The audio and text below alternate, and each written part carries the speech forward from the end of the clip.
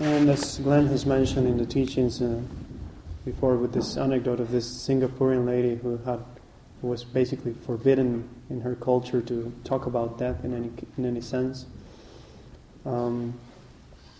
Regardless of your background, it's important to contemplate upon these various points of death.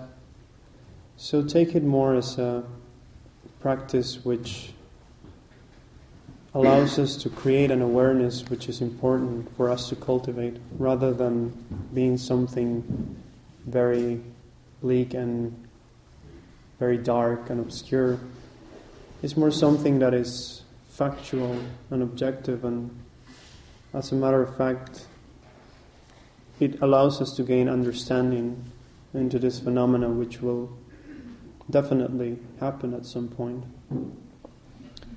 So with an open mind and with a receptive heart, try your best to contemplate on each point and to simply let your mind allow the ideas to sink in gently and slowly, not forcing them into your mind, but rather considering them.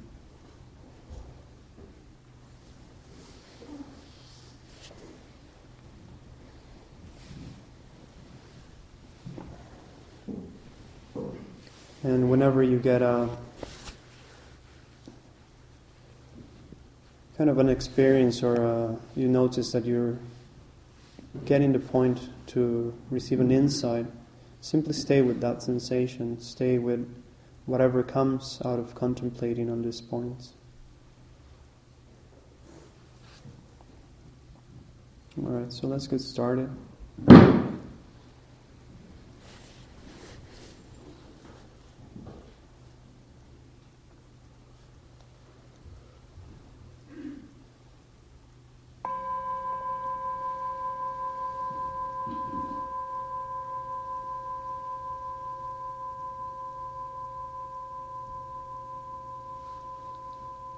Reacting to the bell, we come back to the body. Observing the body, we allow it to relax.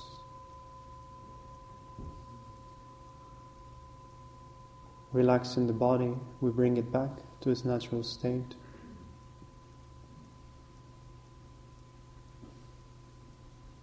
Becoming grounded, stable. Releasing and letting go.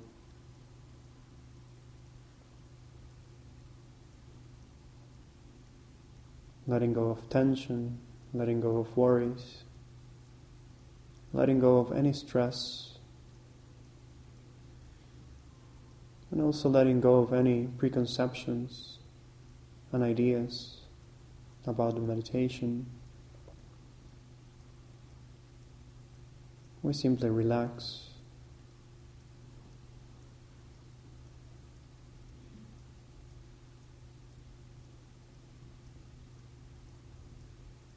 And let's take 3 very luxurious and deep breaths.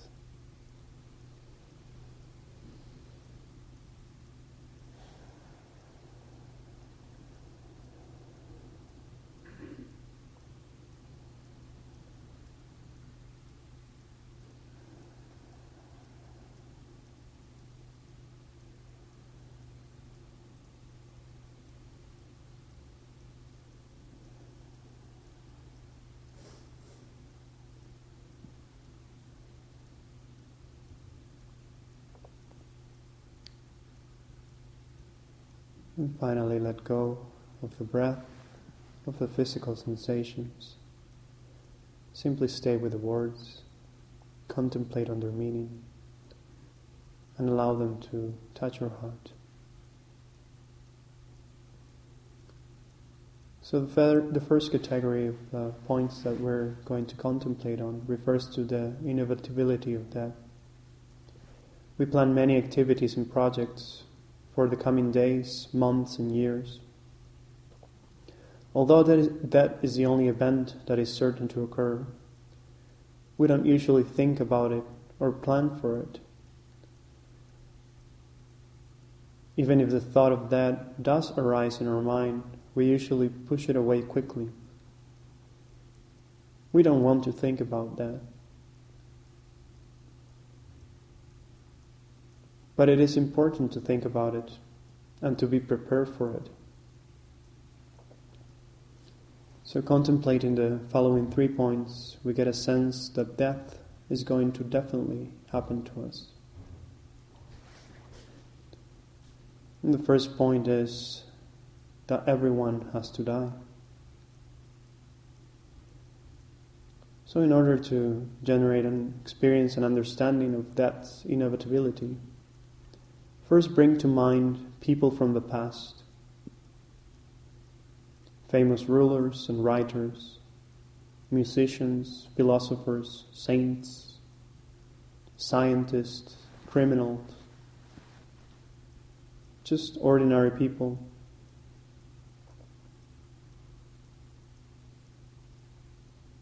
These people were once alive. They worked, thought, wrote.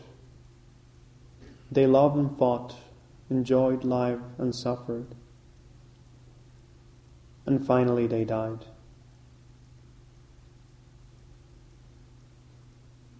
Is there anyone who ever lived who did not have to die?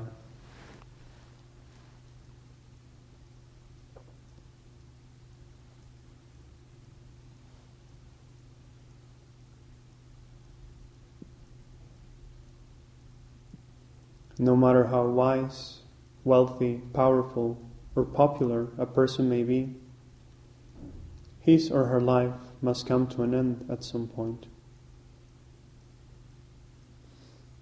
And the same is true for all living creatures.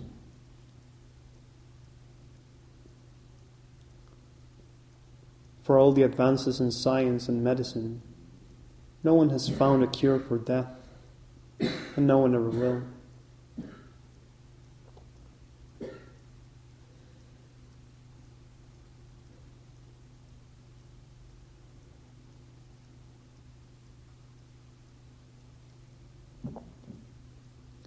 Now bring to mind people that you know who already died.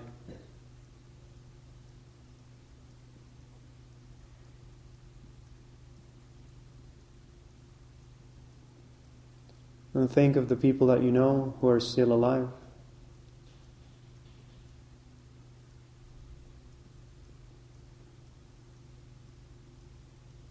And simply contemplate the fact that every one of these people at some point will die.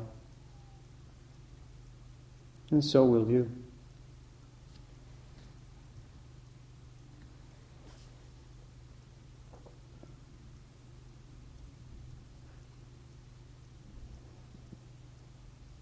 There are several billion people on the planet right now.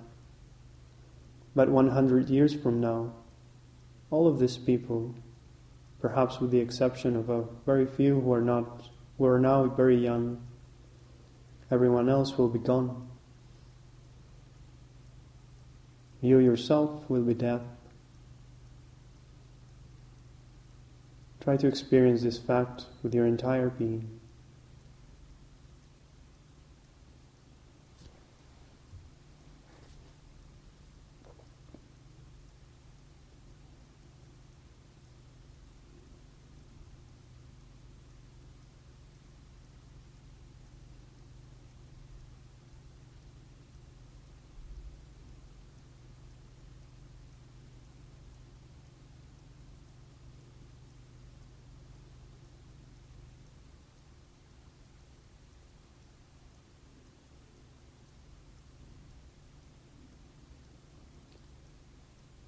The next point refers to the lifespan, which is continuously decreasing. Time never stands still, and it is continuously passing. Seconds become minutes, minutes become hours, hours become days, days become years. And as time is passing in this way, you travel closer and closer toward death. Imagine an hourglass with the sun running into the bottom. The time you have to live is like the grains of sun continuously running out. Hold your awareness for a while on the experience of this uninterrupted flow of time, carrying you to the end of your life.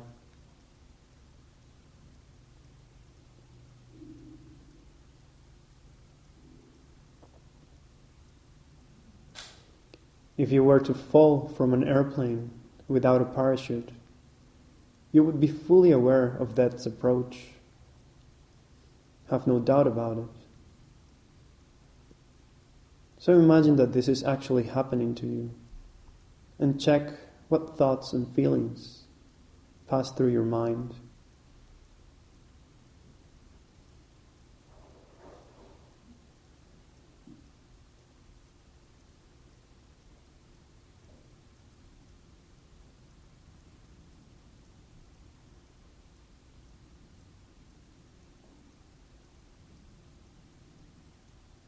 The reality of our situation in life, it's not so different. You're constantly moving toward death, and you can do nothing to avoid it or postpone it.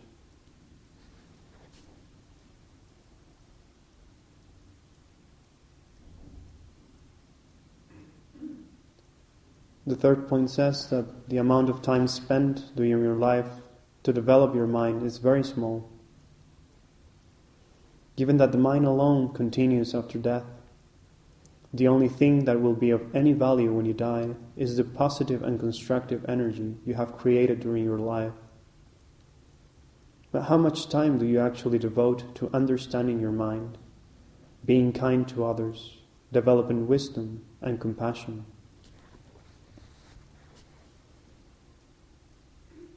In an average, how many hours in a day do you sleep? How many hours do you work? How many hours do you spend preparing food, eating, socializing?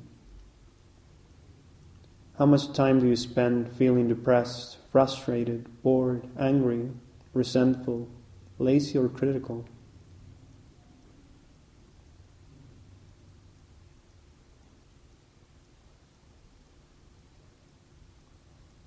And finally, how much time do you spend consciously trying to improve your state of mind?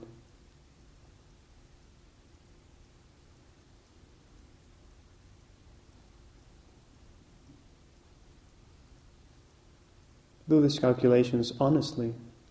Assess your life in this practical way to see clearly just how much of your time is spent doing things that truly benefit yourself and others, and that will be helpful for your mind at the time of death.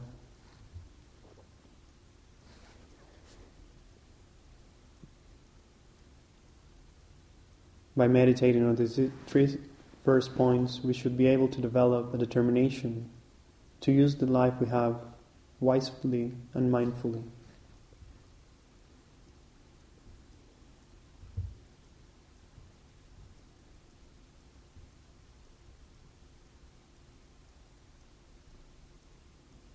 Next, we contemplate upon the fact that the time of death is uncertain. So the fourth point refers to human life expectancy being uncertain. If humans died at a specific age, say 88, we would have plenty of time and space to prepare for death. But there is no such certainty, and death catches us, most of us, by surprise. Life can end at any point, at birth, in childhood, adolescence, at the age of 22, 35, 50, or 90. Think of examples of people that you knew or heard of who died before they reached the age you are now at.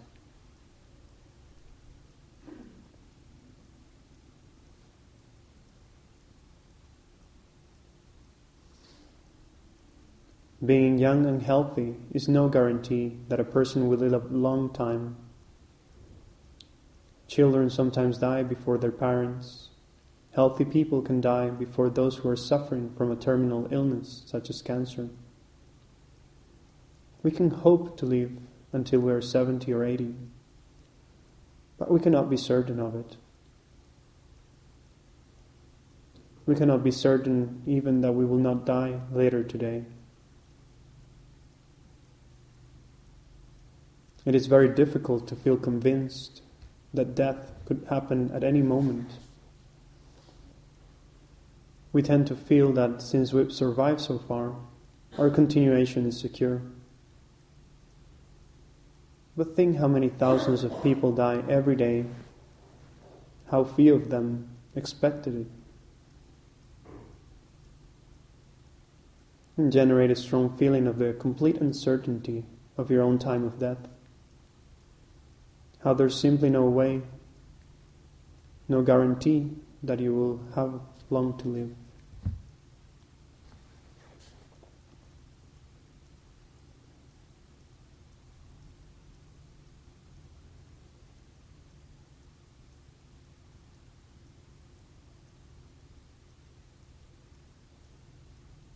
And the next point refers to the many causes of death. There are so many different ways that death happens to people.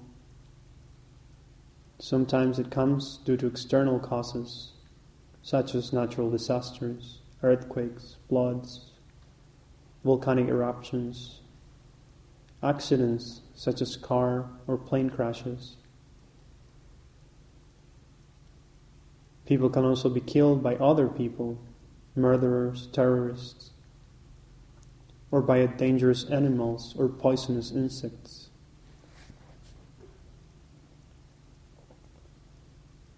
That can also happen due to internal causes. There are hundreds of different diseases that can rob us of our health and lead to death. There are also cases of people who are not ill, but something goes wrong in their bodies and they suddenly die, in their sleep or simply walking around.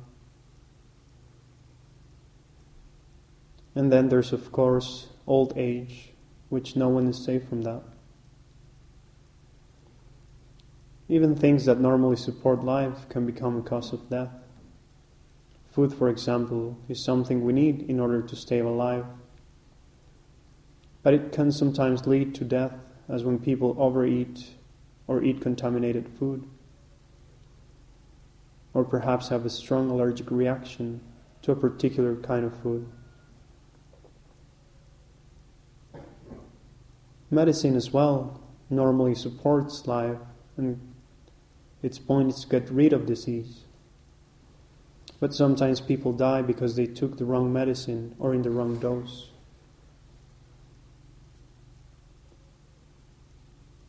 People die in their sleep, in the womb, coming from home, going to school, cooking dinner. Death can occur at any time, in any situation. So bring into mind cases of people you know or heard of who have died. Simply think of how they died.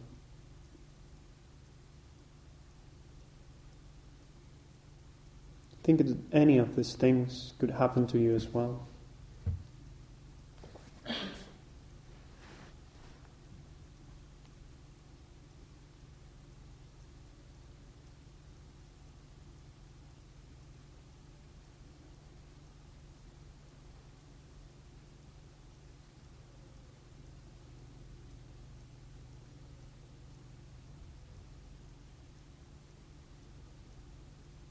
And the sixth point refers to the body, this human body of ours being very fragile. Our body is very vulnerable. It can be injured or struck down by illness so easily. Within minutes, it can change from being strong and active to being helplessly weak and full of pain. Right now, you might feel healthy, energetic, and secure. But something as small as a virus or as insignificant as a thorn could drain your strength and even lead to your death. Think about this. Recall the times you have hurt or injured your body. think how easily it could happen again.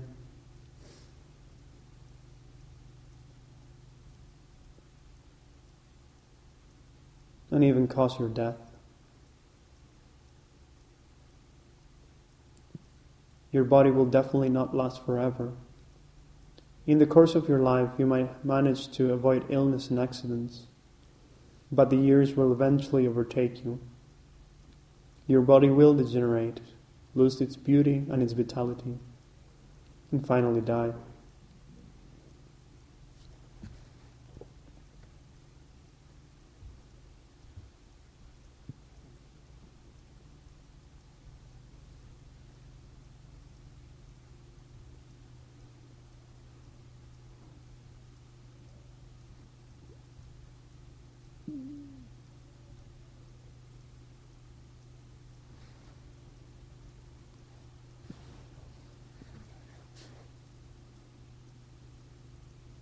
It is possible that you will feel fear or sadness when doing this meditation. And in one sense, that is good. It shows that you have taken the ideas seriously and have contemplated them well.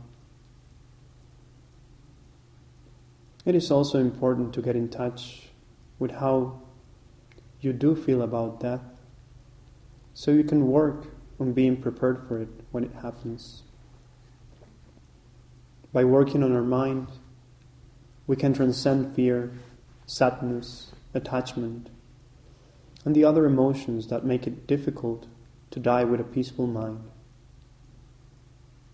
Fear arises because of clinging to the idea of a permanent self.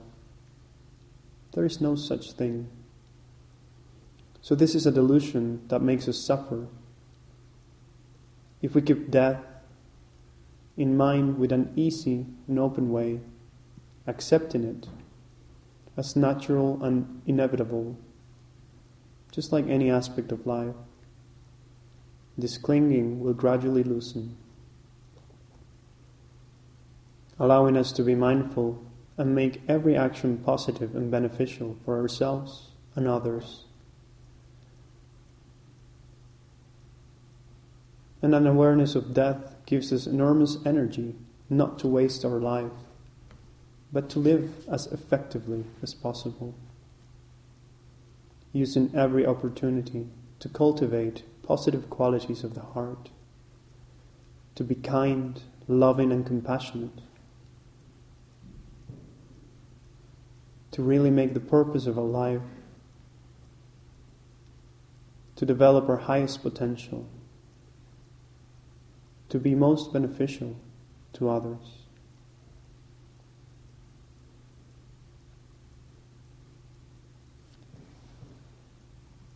So as a conclusion, think that you have every possibility to make your life meaningful and positive.